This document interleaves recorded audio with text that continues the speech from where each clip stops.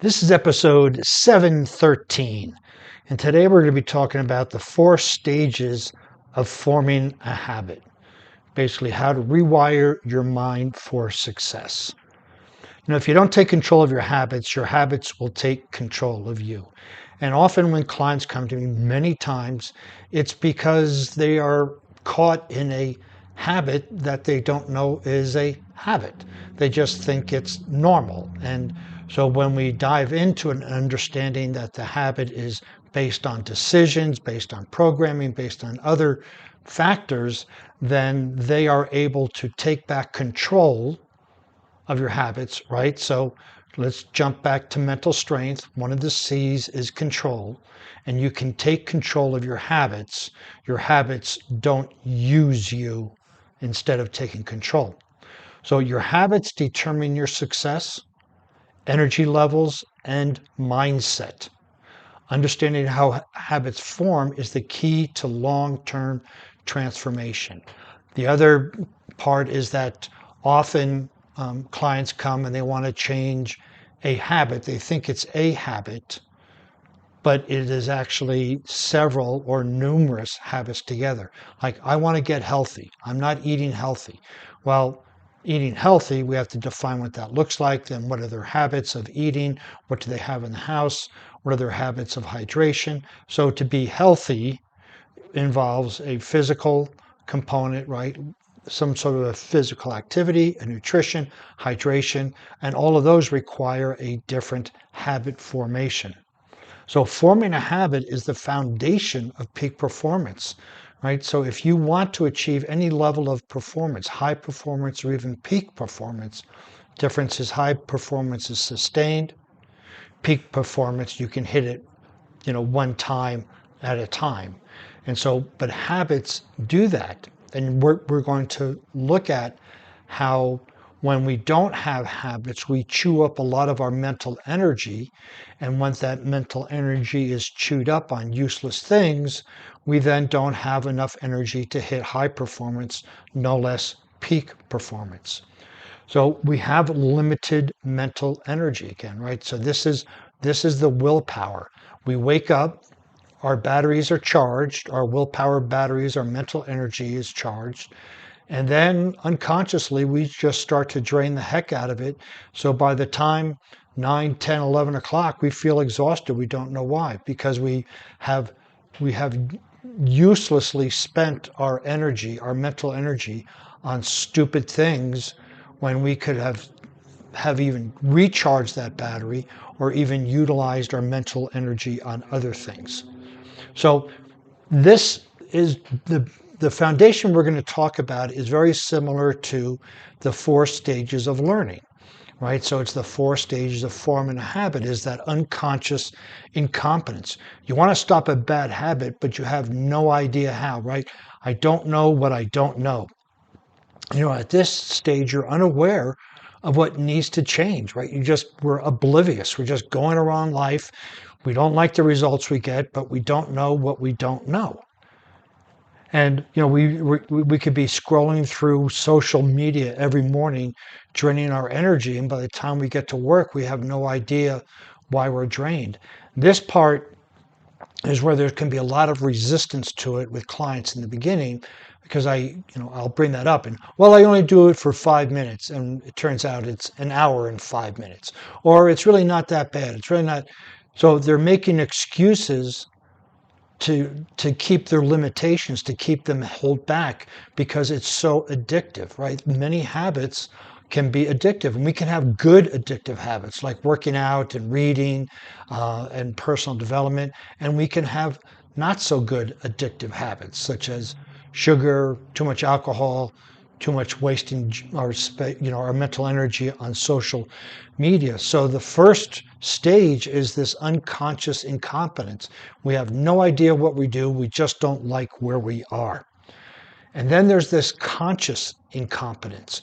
You start trying to form a new habit, but it feels hard. And yes, it is going to feel very hard. And this is where people, stop. They want to go back to what's familiar.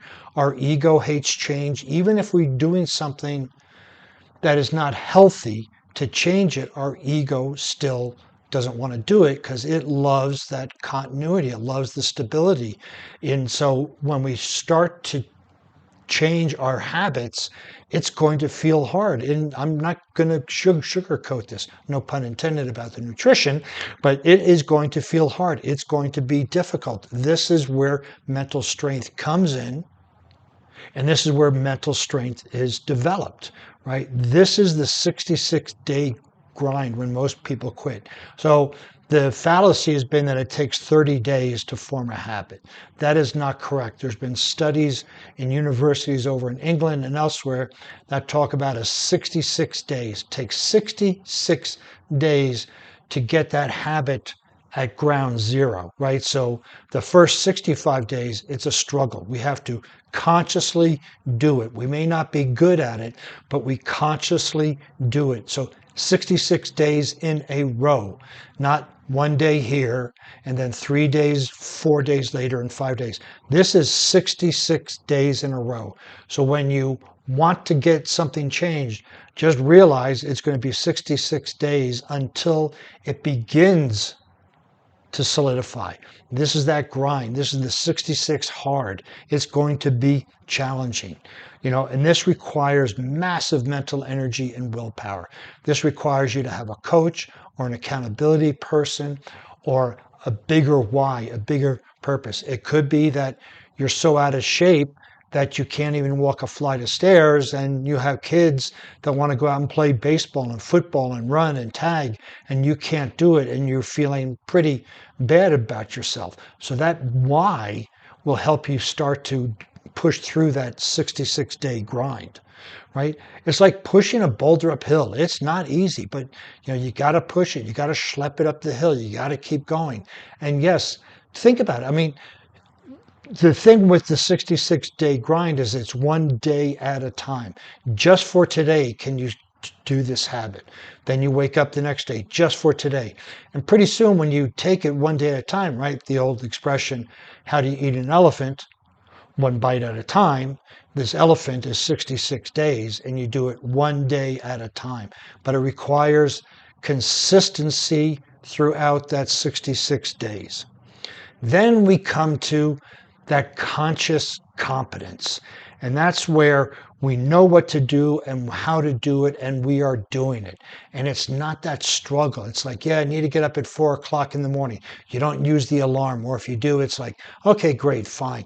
Right? Before the first 66 days when that alarm would go off, you would be fighting it. You'd be struggling. You'd be going, I just wanted some more sleep. And you'd be crying like a little baby, right? Trying to wake up.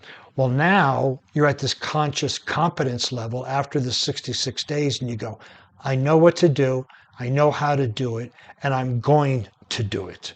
And then you repeat this for 22 days to make it permanent, right? The first 66 days, we're seeding, we're conditioning the unconscious mind.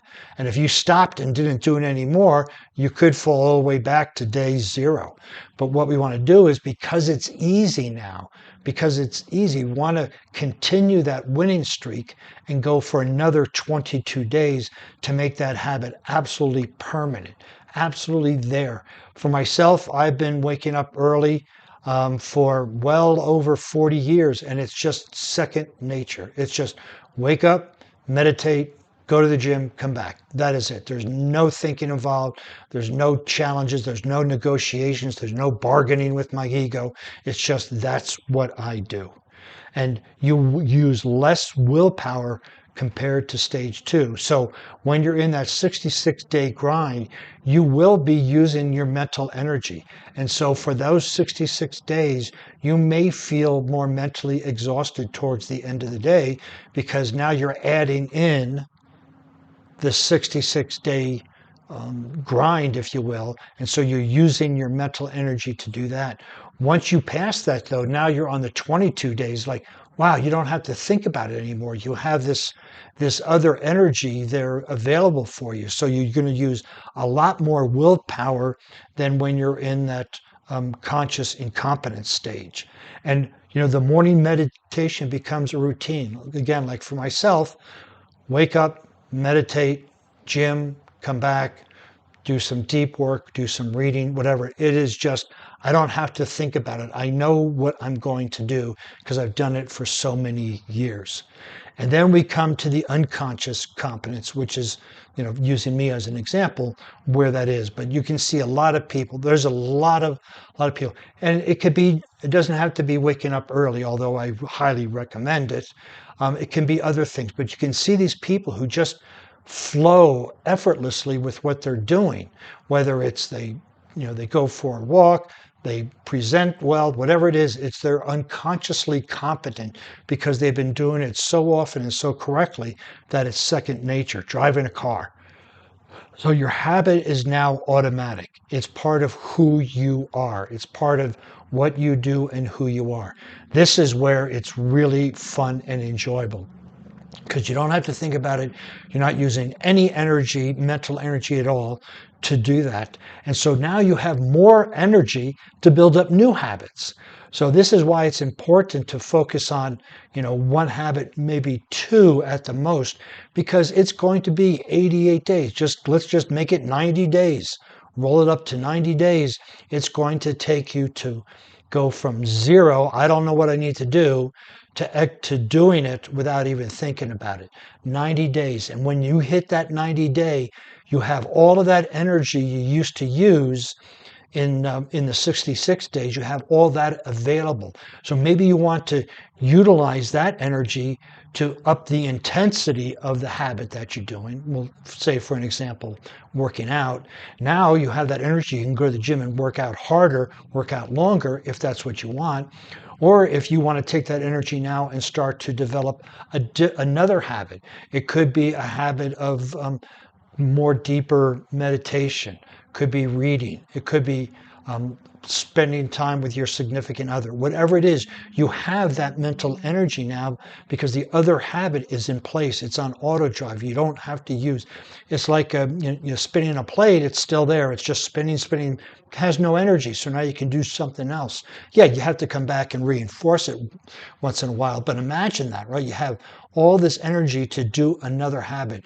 How many habits would you like to install? I mean, think about what would happen if you changed just 5 habits that are not working for you, that are not helping you move forward, and you worked on one at a time or 2 at a time, right? By the end of this year, you would be a completely new person executing the tasks that you want to, and you would be doing it effortlessly. How amazing would that feel? So, it could be like brushing your teeth, right? You don't think about it, you just do it. And this is what we want to do with other habits: waking up early, going to the gym, running, reading, prayer, meditation, whatever that might be. You just want to know that you do it. There's a certain time of the day, you do it and you do it. So this is when we get to this point, life becomes fun and enjoyable. So how to apply this in your life, right? Identify your stage. Where are you? If you are at a point where you've tried something, it doesn't work, then you're at stage 2. And that's where you need to just buckle in, go for 66 days, get a calendar, mark it down, and go for it. If you're at stage 1, maybe get with an accountability person, get with a coach like myself or others, and ask them to take a look at your life and find out what's going on. And actually, all the stages, except for the 4th, a coach can come in really handy to help you stay on focus and on track. But then when you identify your stage, then you pass through the struggle, right? Because the first 3 stages, there is going to be effort involved in it. There's going to be that development of mental strength and utilizing mental strength to push through that struggle. So understand, identify your stage, push through that struggle, track your progress. Like I said, with the 66 days, if, let's say, you're going to do 2 things, working out or some sort of a physical movement, and nutrition. Get a calendar and make a diagonal line. When you complete that physical movement, you make a diagonal line. When you complete the nutritional movement, you make a diagonal line in the other direction. There you have an X on that calendar. So that is tracking it. You did it for that day. And then you track it for the next day, and the next day, and the next day. And pretty soon you're going to start seeing a calendar full of X's, and you know that you're on the right path. and then stack your habits, right? So once you get one done, stack another one on top of it. If it was, just generally wanting to get healthy, you may start with your nutrition habit. Once that's done, then you start with your physical exercise habit. Once that's done, you start with your hydration habit. Once that's done, you start with your sleep habit. But then you can stack all of those, right? Once you get to stage 4, you're going to stack them all together and be unstoppable. And the key here is be patient, right? These are all practices. These are not perfects. So as you go through this, yes, if you stub your toe, it's okay. Just get back up and start. If you're on that 66-day grind and you miss one day, most likely you don't have to start from square one, but just give yourself that flexibility. That's what I would say is 70 days. Give yourself that time. Be patient, understand, and keep in mind the bigger picture of what your life's going to look like after you form the habit that you want to form. So forming a habit isn't about motivation, although it can happen. Motivation is external, right? Inspiration is internal. It's really about mastering the 4 stages and understanding where you are. When you understand and push through each phase, you gain control over your behaviors and ultimately your destiny. So your challenge, what habit are you committed to building? Whether it's reading more, whether it's eating better, whether it's physical movement, whether it's spending more time with your significant other or your friends or your family, whether it's meditating more, prayer more, what is it? What habit are you committed to building? And then when you figure that out, you could reach out to me for a breakthrough call, reach out to another coach, or just start taking these, the notes from this podcast and start applying them to your life. So if you want to find the show notes for this podcast, you can visit warriormindcoach.com. While you're over there, you can find more useful information in the form of podcast and blog post, as well as how to contact me for a breakthrough session. Since you'll be on the internet, please follow me on LinkedIn, Facebook, Instagram, Pinterest, all under Warrior Mind Coach.